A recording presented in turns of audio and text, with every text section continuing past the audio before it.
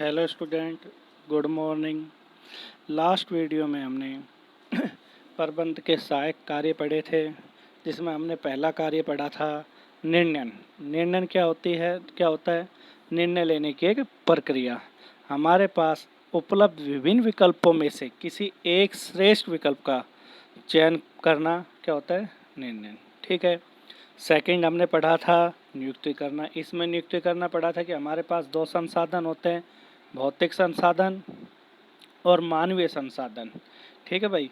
भौतिक संसाधनों में मशीन, सामग्री आदि आ गए, और मानवीय संरचना कर्मचारी हो गए कर्मचारी। तो उनको भर्ती करना। ठीक है। भर्ती क्या था? नियुक्ति प्रक्रिया का एक चरण है भर्ती। भर्ती होती है धनात्मक प्रक्रिया, जो एक आमंत्रण मात्र है। जैसे आर्मी की भर्ती होती तो 1 लाख चाहिए बंदे, परंतु पहुँचते 10 लाख। तो एक भर्ती आमंत्रण मात्र है। इसे धनात्मक भी बोला जाता है। ठीक है भाई। फिर इसके एक प्रक्रिया का एक अंग है चयन। उन भर्ती जो लोग आए उनमें से चयन करना। ठीक है, इसे ऋणात्मक बोला जाता है। चयन करने की प्रक्रिया अलग अलग हो सकती है। जैसे आर्मी में सुना है भाई, पहले टेस्ट फिजिकल होता है, फिर टेस्ट होता है। नेवी में पहले टेस्ट फिर फिजिकल।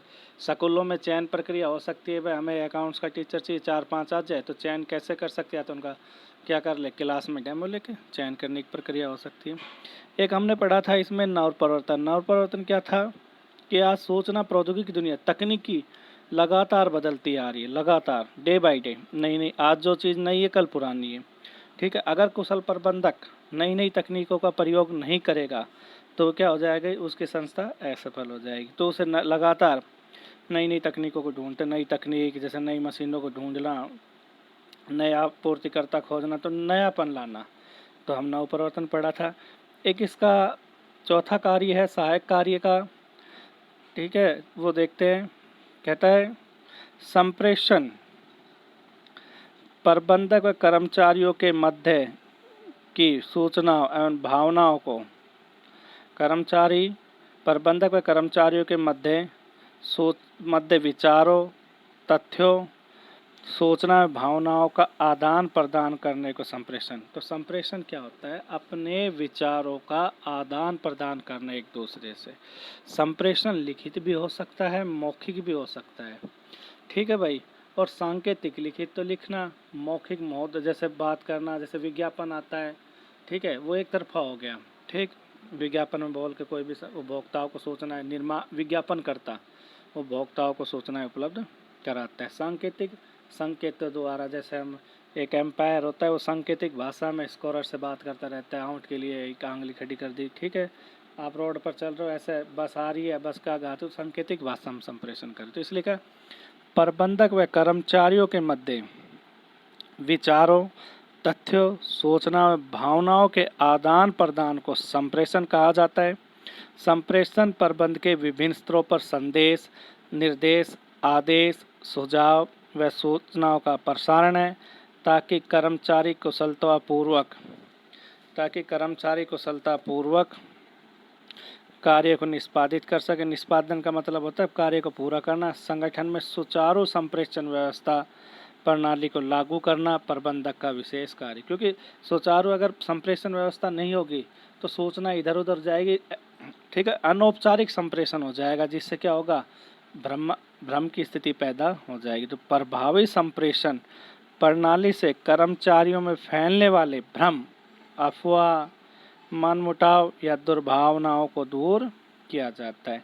इसलिए हमने फ्योल के एक सिद्धांत में पढ़ा, तो औपचारिक श्रृंखला, सोपान श्रृंखला बोल सकते, जिसमें एक पद निश्चित किया गया था सूचनाओं का। ध्यान हो तो आपको, ऐसे कि भाई पहले सूचना ए के पास आई, फिर बी के पास, सी के पास।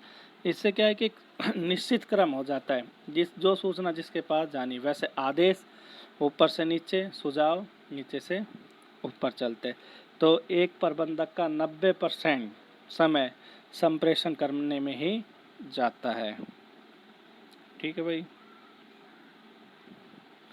अगला पॉइंट है प्रतिनिधित्व। जैसे प्रतिनिधि कौन होता है? जैसे हम कई बार उदाहरण भी देते हैं भाई कि आप कहीं खाने जाते हो तो आप अपने घर से क्या करते, एक प्रतिनिधि बन के जा रहे हो। ठीक है।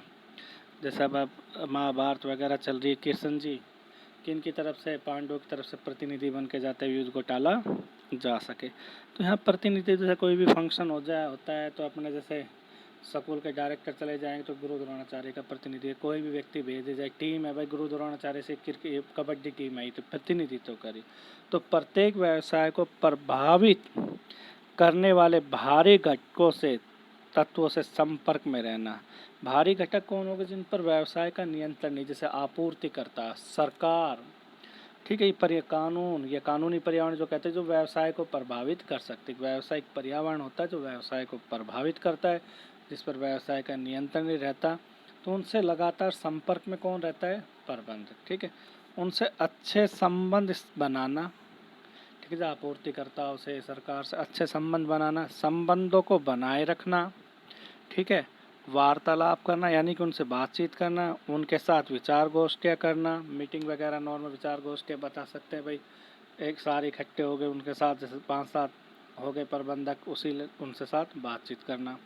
संगठन के हितों की सुरक्षा कर यह समस्त कार्य आज के व्यावसायिक युग में नितांत आवश्यक हो गए। कहते अगर एक प्रबंधक भारी तत्वों से संपर्क नहीं रखेगा, भारी घटकों से संबंध अच्छे नहीं बनाएगा, ठीक है, वो व्यवसाय तरक्की नहीं करेगा, ठीक है।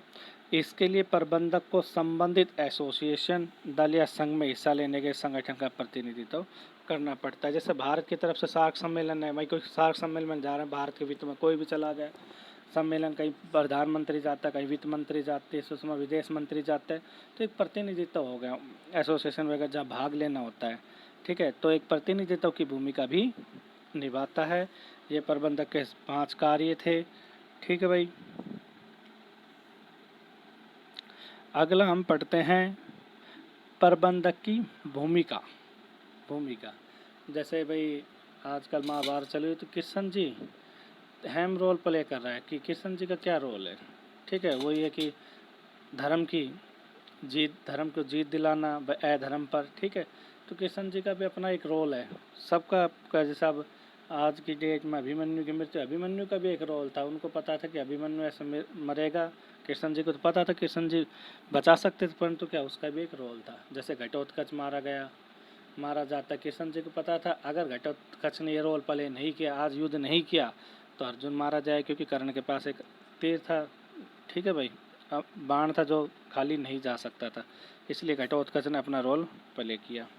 अपनी औपचारिक सत्ता यानी कि उसे पद द्वारा जो मिली गई हो, पद व स्थिति के कारण प्रबंधक अंतर्वैयक्तिक भूमिकाओं का निर्वाह। जैसे प्रधानमंत्री को एक पद दे दे तो अपनी भूमिका उस हिसाब से निभाएगा, एक प्रबंधक बॉस बना दे वो अपनी भूमिका अलग निभाएगा।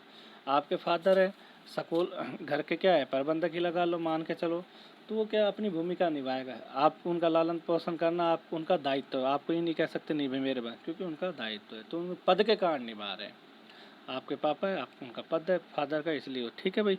ऐसे ही जैसे कोई बॉस होगा ऐसा तो ये पद यानी कि उन्हें औपचारिक सत्ता के कारण, कानून रूप से पद जो दिया गया उसके कारण वह भूमिका निभा रहे हैं।